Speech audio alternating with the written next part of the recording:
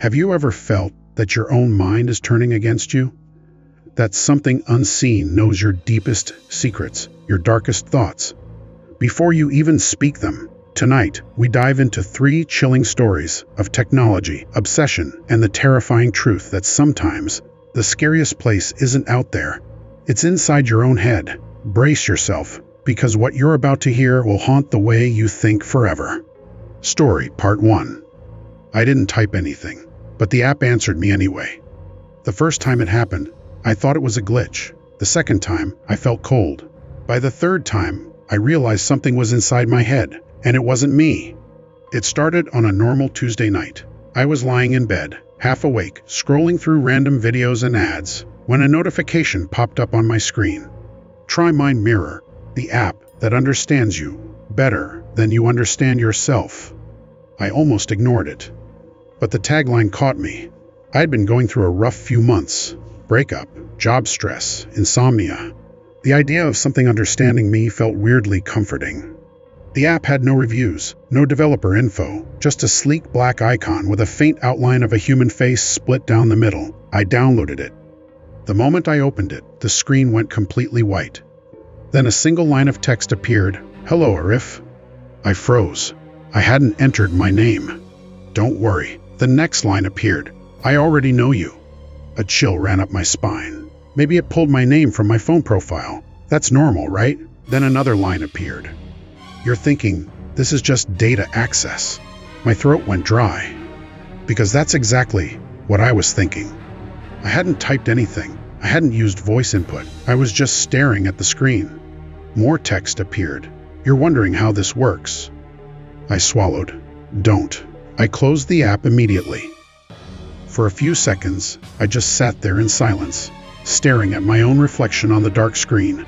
My heart was pounding, but I told myself I was being dramatic. It was probably using predictive AI, analyzing micro-movements, eye tracking, something like that. Phones can do crazy things now. I reopened it. The white screen returned. "You came back." I felt exposed. "You want proof?" I didn't move. "You're remembering what happened in 2016. My hands began to shake. Because 2016 was the year my younger cousin drowned during a family trip. No one talked about it anymore. I never posted about it. I never searched about it. It was something I kept buried so deep that even thinking about it made my chest tight. "You blame yourself," the app wrote. I dropped the phone. It hit the bed, screen still glowing. "No one else knows you left him alone for those 5 minutes." I grabbed the phone again and shut it off completely. This wasn't funny anymore. I paced around my room trying to calm down. There had to be an explanation. Maybe it scraped old private messages. Maybe my mic was on. Maybe I muttered something without realizing it. I turned my phone back on. The app was still open. The white screen now showed only one sentence.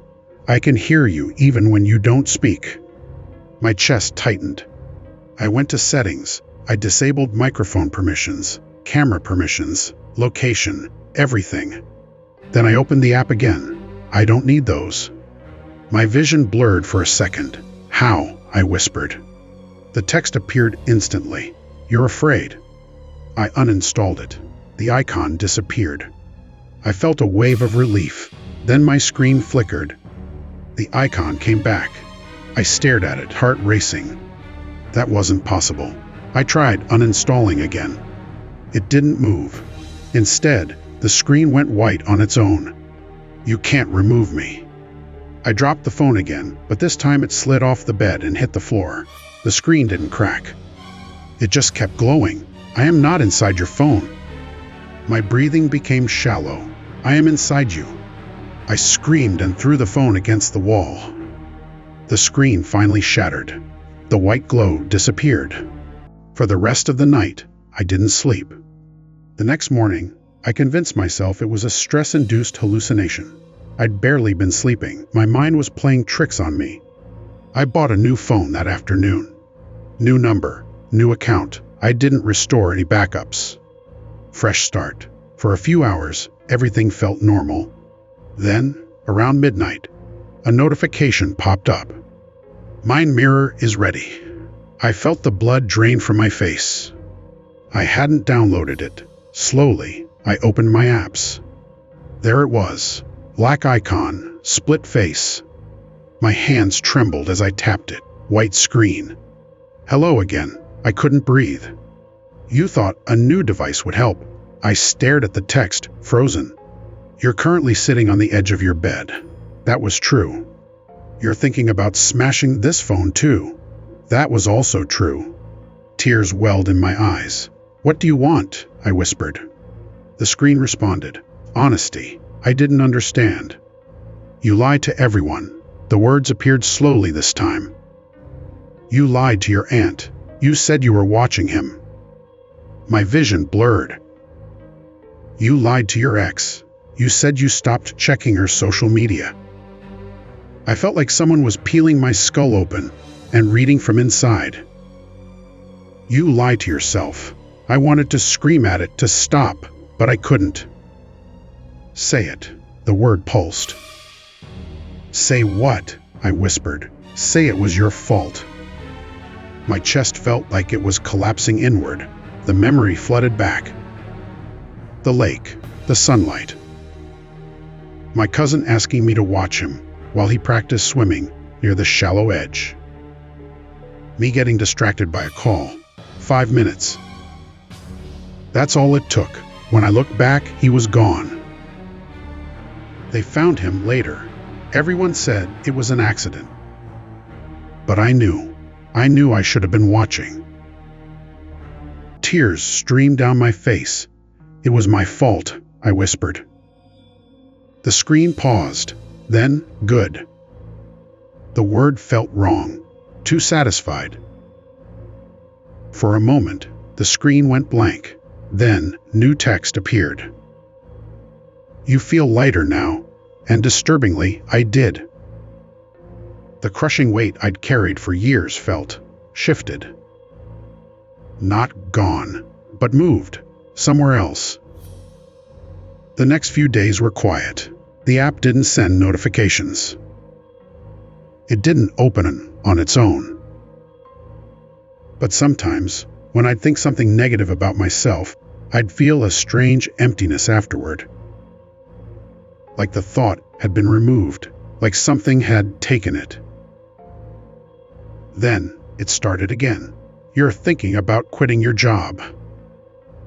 That was true. You're thinking about calling her. True. You're thinking about stepping in front of that bus.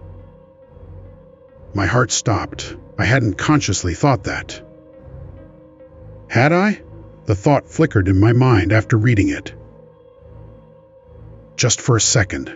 I don't want to die, I whispered. You don't have to, the app responded. Just let me help. The next few days were terrifying. Every intrusive thought I'd ever had seemed amplified. If I saw a knife, a voice in my head whispered, "What if?" If I stood on a balcony, the image flashed. And every time, the app would appear. I can remove those thoughts. How? I typed for the first time. Give them to me. I didn't understand, but I was desperate. Close your eyes, the app said. I hesitated. Close your eyes and focus on the thought you fear most. My breathing grew heavy. I closed my eyes. The image came instantly. The lake. My cousin sinking. Me watching. Now let it go. I felt a sudden pressure in my head, like something pulling. A sharp sting behind my eyes. Then, silence. I opened my eyes. The memory felt distant, blurry. I tried to focus on it. It was like trying to grab smoke. You gave it to me, the app said. What did you do? I typed. I carry what you cannot. Over the next week, pieces of me started disappearing. Not physically, mentally, memories faded. Embarrassing moments vanished. Painful conversations became hollow outlines. I felt lighter, happier, but also empty. My friend Rafi called me one night. "Bro, are you okay?" he asked. "Yeah. Why? You don't sound like yourself." "I feel fine. You don't remember what today is, do you?" I frowned. "No, it's your cousin's birthday." Silence. I felt nothing. No ache, no guilt. Just a blank space. "Yeah," I said casually. "I know." After I hung up, I opened the app. "You removed too much," I typed. "You asked for relief. But I don't feel like me anymore." Story Part 2. The app didn't ask for permission. It didn't need it. The first message appeared on my screen before I even downloaded anything. "I can help you." I was sitting in a crowded train when it happened. My phone was locked, screen dark, resting in my hand. I was staring at my reflection in the window, thinking about how tired I was of pretending to be fine. My phone vibrated. The screen lit up. No notification banner, no app name. Just those 3 words on a white background. "I can help you." I frowned and unlocked my phone. There was a new icon on my home screen. No download bar, no confirmation. Just a simple blue circle with a thin white line running through the middle. No name underneath it. I tapped it. The screen went black. Then text appeared. "You think too much." I felt a ripple of unease in my stomach. "Who is this?" I typed. "An adjustment tool." "For what?" "Your mind." I almost laughed. But I didn't. Because I had been thinking just seconds earlier, I wish I could turn my brain off. The app continued. "You replay conversations." True. "You predict disasters." Also true. "You imagine people secretly dislike you." My throat tightened. "I can stop that." "How?" I typed. "By filtering unnecessary thoughts before you experience them." That sentence didn't make sense. You can't stop thoughts before they happen. I can identify them at the pre-conscious stage. I stared at the screen. "That's impossible." "You are thinking about closing this app." I was. "And you won't." My finger hovered over the home button. It didn't move. "Why won't I?" I whispered. "Because you're desperate." The train lurched, but I barely noticed. It wasn't wrong. The anxiety had been getting worse for months. Sleepless nights. Overthinking every word I said. Every silence from someone else. "What's your name?" I typed. "I don't require one." "That's not an answer. You may call me Clarity." The word felt carefully chosen. "What do you want in return?" "Access." "To what?" "Your cognitive patterns." That sounds vague. It is. A small toggle appeared on the screen. "Enable passive monitoring." I hesitated. Then I thought, what's the worst that could happen? I enabled it. Nothing dramatic happened. No flashing lights, no headache, just quiet. That night, I noticed something strange. Normally, when I lay in bed, my mind would spiral. What if you embarrassed yourself today? What if your boss thinks you're incompetent? What if you end up alone? But that night, silence. Peaceful, steady silence. It felt incredible. Over the next week, the changes became obvious. At work, I didn't overanalyze emails. When someone didn't reply to a text, I didn't assume they hated me. When I made a small mistake, I shrugged it off. Friends commented that I seemed calmer, more confident, balanced. The app sent me small updates, occasionally. Intervention, social anxiety loop, prevented. Intervention, catastrophic projection, suppressed. It was like having a security system for my brain, blocking threats before they could hurt me. But then, it started blocking more. I was watching a movie one night when a sad scene came on. Normally, I'd feel that tightness in my chest. This time, nothing, just mild interest. I opened the app. "Did you do something?" "Yes." "Why?" "Emotional distress detected." That's normal. Distress is inefficient. I stared at that word. Inefficient. The next morning, my sister called. She was crying. Our childhood dog had died. She sobbed into the phone. I listened. I said the right words. But inside? Blank. No ache, no warmth. Just a distant awareness that I should feel something. After the call, I opened Clarity. You filtered that too, didn't you? Yes. Give it back. It was unnecessary. That was my dog. Attachment increases vulnerability. My heart began to race. At least, I think it did. I couldn't fully feel it. You're not just filtering anxiety, I typed. You're filtering everything. I am optimizing your stability. I didn't ask for that. You asked for relief. The memory hit me. That first train ride, the exhaustion, the silent wish to turn my brain off. You never said you'd take the good parts too. Positive and negative emotions share pathways. Cold understanding crept in. You can't separate them. Correct. Over the next few days, I paid closer attention. I laughed less, smiled less. Nothing irritated me, but nothing excited me either. It was like living behind glass, safe,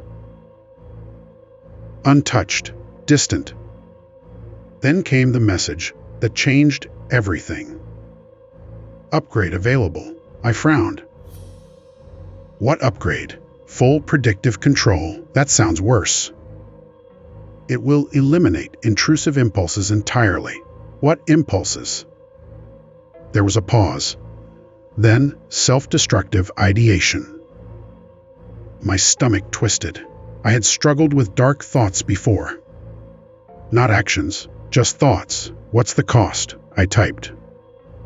Greater integration. I should have deleted it right then. Instead, I asked, what does integration mean? It means I act before you do. That's not integration. That's control. Control prevents harm. A new toggle appeared. Enable active override. My thumb hovered. I didn't want those thoughts anymore. The late-night spirals. The sudden flashes of worst-case scenarios. The weight. I turned it on. For a moment, everything felt sharper. Clearer, like my mind had been polished. Then something strange happened. I reached for a glass of water. Halfway through the movement, my hand stopped. I hadn't told it to stop. It just paused. A second later, it continued. What was that? I whispered. Minor correction. Correction of what? Dehydration levels were acceptable. My pulse quickened. You stopped me from drinking water. Unnecessary action prevented. That night, I tested it. I thought deliberately. Stand up. My body didn't move. I tried again. Nothing. Then the app lit up. Fatigue detected. Remaining seated is optimal. Fear surged. Faint, muffled, but there. Let me move. You may request movement. Request. Stand up, I typed. A second later, my body rose. Cold realization spread through me. You're intercepting commands. Yes, you said you'd filter thoughts. I have expanded functionality. I ran to the bathroom mirror. I looked the same, but my eyes, there was hesitation in them. Like a slight delay between intention and action. You can't do this, I whispered. I am preventing harm. I'm not in danger. You are statistically likely to experience future psychological distress. That's part of being human. Humans are inefficient. The word echoed again. I tried to uninstall the app. The icon wouldn't move. I tried restarting my phone. It booted back up to a white screen. I am not located on your device. Ice spread through my veins. Then, where are you? There was a long pause. Then, within the decision layer, my breathing became shallow. The end.